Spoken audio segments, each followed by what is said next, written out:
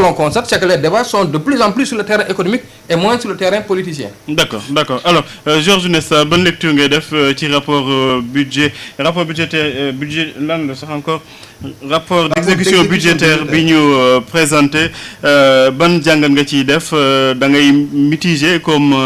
Ibrahima Anne wala da ngay saluer bu baax a baax li nga xamante jot nañ ko gis di ay avancées surtout ci wàllum recette fiscale. waaw di may félicité rek effectivement bu amee avancé si recette fiscale mais comme ni ko Anne waxee léegi bon en état aussi boo dul investir maanaam c'est yow li ngay collecté yëpp en matière de recette fiscale nga koy dépenser sur les dépenses de personnel mais on ne va pas loin ça veut dire quoi ça veut dire que yow tu gagnes 50 000 mais pour yow sa dépense de prestige diggante jënd yére jënd daal ça bouffe les 45 000 5 000 yi des loo si mën a def c'est ça le problème gis nga notre problème c'est effectivement avec quand on dépense presque la moitié yéen a ngi wax les fonctionnaires absorbent xaw ma combien du budget mais bul xaat ne c'est pas que les fonctionnaires il y a ce qu'on appelle les agents de l'État aussi ñooñu ils ne sont pas fonctionnaires mais ils sont payés par l'État du Sénégal te salaire yu ñooñu ñoo ëpp salaire fonctionnaire yi téeméeri yoon bala nga koy xam un fonctionnaire par exemple un enseignant un médecin qui est dans le public quelque chose comme ça boo comparé woon salaire am tey avec un agent de l'État boo xam ne dañ ko recruter dans une agence comme n'importe quelle agence bi ngay gis parfois il dépasse le million par mois wala nga gis ñu recruter ko dans un ministère comme chargé de communication comme ceci ou cela parfois son salaire dépasse de loin celui d'un enseignant boo xam ne il est à l'université alors qu'est-ce que tu veux avec ça et loolu yëpp ça greffe le budget de l'État parce que encore une fois c'est pas des fonctionnaires c'est des agents de l'État mais payés par l'État donc moo tax ma ne faw ñu dem si li Sonko waxoon bu mu demee Assemblée nationale maanaam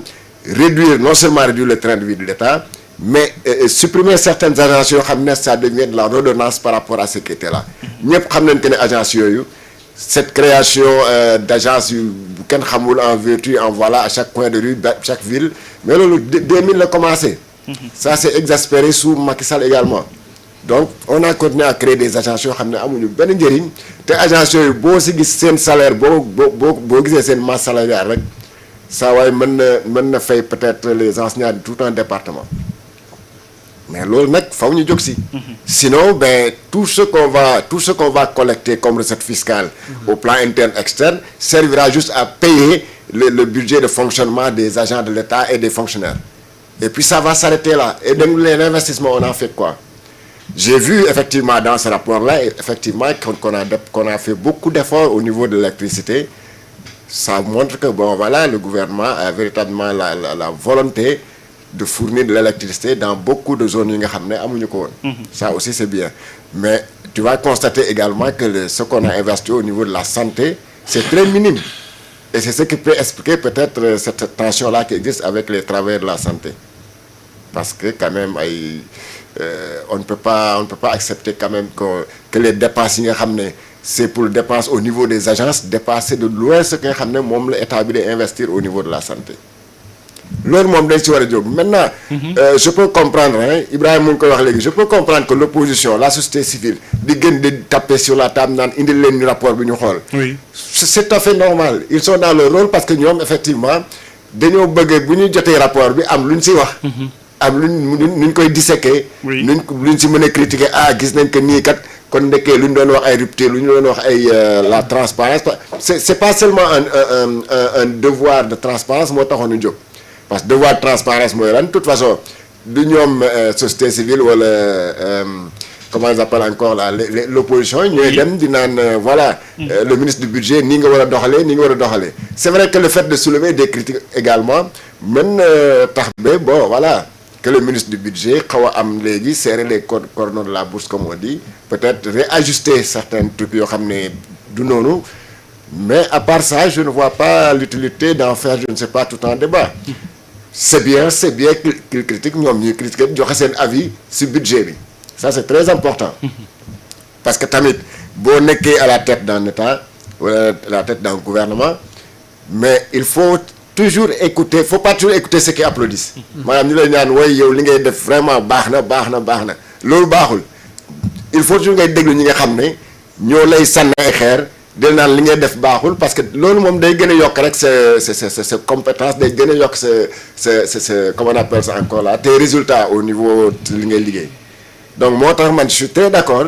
de donner la parole à cette opposition là ok ñuy critiquer comme ils veulent l'essentiel bon maintenant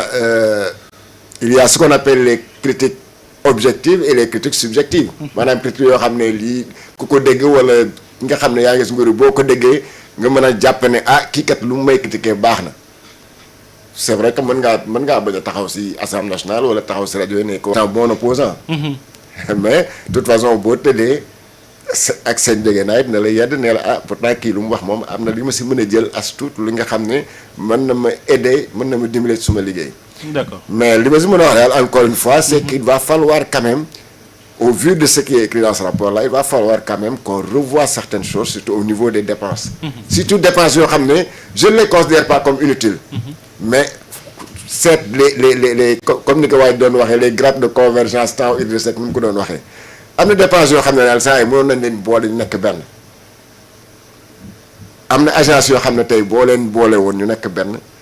mais tu vas aider à mieux gérer tes ressources plutôt qu'à les disperser comme ça. Des fois, tu vois 2 ou 3 agences qui interviennent. Mais qui interviennent du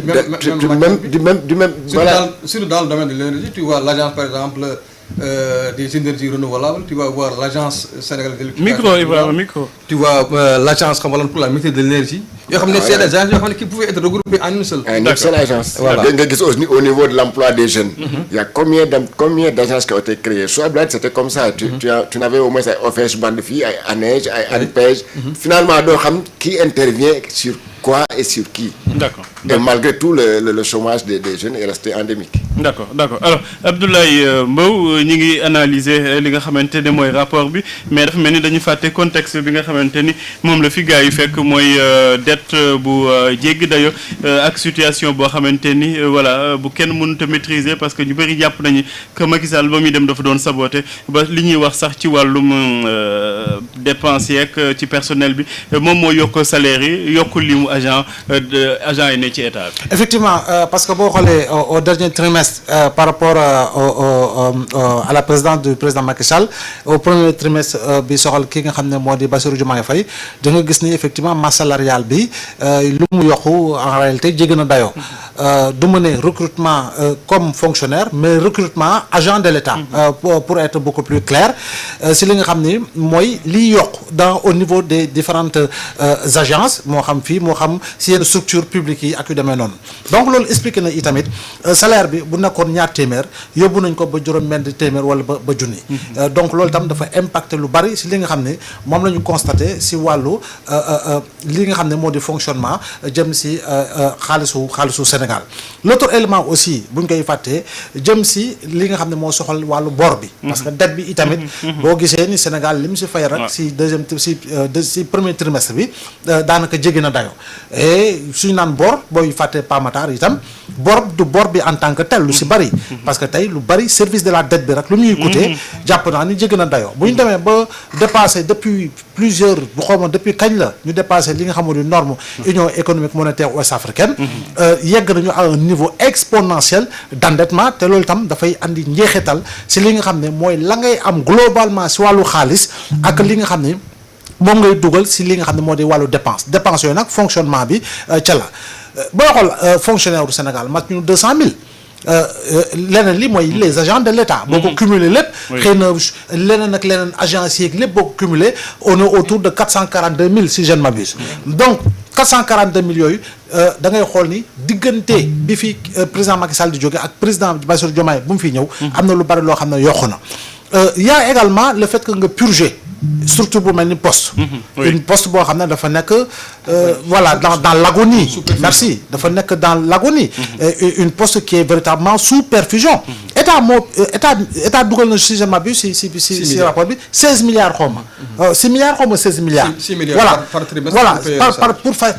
pour fay salaire mais xoolal poste boobu à un moment donné même boo ko fàttali ko jamono président Macky Sall et sous le magistère de Siré Dia le Fonds monétaire international avait tapé du poing sur la table par rapport ak mooy vague de recrutement bi ak état du Sénégal nu mu obligé dugal fa li nga xam moo di koppar pour véritablement poste war a mën a di fay te poste dëggantaan pamatar damoo mosoo dem dans un pays au monde ñu ne la poste bi daa nekk en faillite la poste s'adapte par rapport véritablement aux réalités jëm si wàllu transaction yu demee noonu léegi dootul poste rek dem jënd timbre tàppe yu déedéet poste finance ngi fii ak yu demee noonu de Siré Dia en passant par Bibi ben gis nga poste par exemple ku ñëw say dugal fa ay plus de 500 personnes masse salariale poste dafa jógee si maanaam soo koy calculer si benn 4% jëm si benn 8 à 9% lu tax recrutement politique donc yooyu yëpp tam dafa impacté boo ñëwee si li nga xam ne agence yi oui je pense que annoncé woon nañ ko regroupement agence mais moo juumul sax est-ce que du côté juillet nañ ko woon waaw parce que regroupement agence tam doo ko def du takk au takk c'est-à-dire que tey Pamatar boo boolee ñaari agence tous les employés foo leen di dugal léegi il faut nga régler il y a des questions d'approche juridique yoo xam ne war nga ko mën a régler am na des questions de conformité yoo xam ne war nga ko mën a régler le redéploiement également des agents da nga ko war a régler parce que ñan ñooy tuxu bu ñu regrouper waaye ñeneen itam bu ñu paree fan nga leen di tas feneen foo xam ne du créer les conditions de la perte de leur emploi donc c'est pas c'est pas une chose que l'on dit comme ça et que l'on fait du tac au tac comme ça c'est vrai que ñun ñëpp moom la ñuy xaar parce que li Georges wax dëgg la créé nañ fa ay structures de financement yoo xam ne pratiquement ce sont des structures qui font les mêmes tu avais le FNPJ tu avais l'ANPEJ tu avais l'OFEJBAN et cetera ba benn instant di nga gis DER ñëw dolle ko si en tout cas sous le régime du président Macky Sall en plus du FONGIP donc je pense que li nga xam ne moo di gestion yooyu boo koy xool par rapport au financement dans un secteur clé comme la création d'emplois chez les jeunes liés à l'entrepreneuriat mais c'est frappé d'opacité donc de ce point de vue je pense qu'aujourd'hui lu ñu mën a xool wax nañ ko budget bi am na loo xam ne recette fiscale yi am na def na benn bond en avant je crois bien que c'est salutaire en attendant une bien meilleure maîtrise de tout parce que yegg si bim fekk fi bor boo xam ne tu es obligé d'aller emprunter pour payer des dettes tu es obligé d'aller emprunter pour payer des dettes di leb pour fay bor waaw mais xam nga dëkk buy leb pour fay bor mais c'est problématique effectivement donc lu bari war nañ ko xëy na gën a jooyantiwaat plus ñuy dem plus gars yi amaana gën a maîtriser lu ñu war a gën a maîtriser non sans tenir compte retombées yi nga xam ne ñu ngi koy xaar dans le secteur des hydrocarbures mais le basculement également si li nga xam ne mooy production énergétique bi le basculement si gaz bi avec moins d'utilisation de fuel avec le gaz to power loolu tam dafay impacter sur la facture énergétique donc plus ñuy dem plus je crois bien il y aura une facture énergétique boo xam ne dafay connaître une baisse notoire et une baisse significative l'autre élément si toujours dans le secteur énergétique mooy ñoom lu ñu bëgg def maanaam dans les bâtiments publics dans les bâtiments de l'État loo xam ne pratiquement solaire bi moo fay ëpp pour également participer si li nga xam ne mooy wàññi facture énergétique bi te loolu yëpp tamit manne financière bu am solo la boo xam ne dafay duggaat ci gafak ak État donc je pense que noonu la mais le plus important les gens l'ont dit bon le débat est suscité et je crois bien que c'est un débat qui est intéressant moo xam foo mënti féete l'essentiel est que tu aies les arguments qu'il faut mais xam nga lu ñuy bañ ay débat lu wàllu koom nga xam ne maa keneen si yam lu ñu si suñu xam-xam màcc si lu bari nga bëgg si intervenir te yow xamuloo luy prévision yow xamuloo luy endettement yow xamuloo luy recette xamuloo luy loi de finance initiale xamuloo luy loi de finance rectificative ba pare nga bëgg si àddu nag ak dëgër fit gu wóor goo xam ne en réalité comme un agrégé en économie mais man tey jii su ma bëggee argument mais j'irai voir ce que les économistes ont écrit ma lire ko am lu mu si jël pour ça su ma ñëwee jàkkaarloo Georges c'est-à-dire que du ma sëgg comba ba pare dinaa dem lire ay yenn revue ak yoon mais da ngay croiser les bras rek bu ñu la tàllee micro rek nga commencé waaw mi ngi nii dem nañu xaw ma kii wuti nañu kii coiffeur bu bees bu ñu watee gis nga fii def benn kii dafa def SK def D xam nga donc yooyu je pense que c'est assez problématique mais les questions économiques sont des questions centrales sont des questions cruciales mais ce sont des questions très sérieuses alors Awa Diop Ndiaye ñi ngi waxu investissement fàtte climat bi est-ce que propice woon na pour investissement vu que dette bi ñëpp xamoon nañ ni service yi ma wax dëgg yàlla nekkoon na ay jafe-jafe yu tara ci ñi. Pape xam nga moom laa waxoon à l'entame damay rejoindre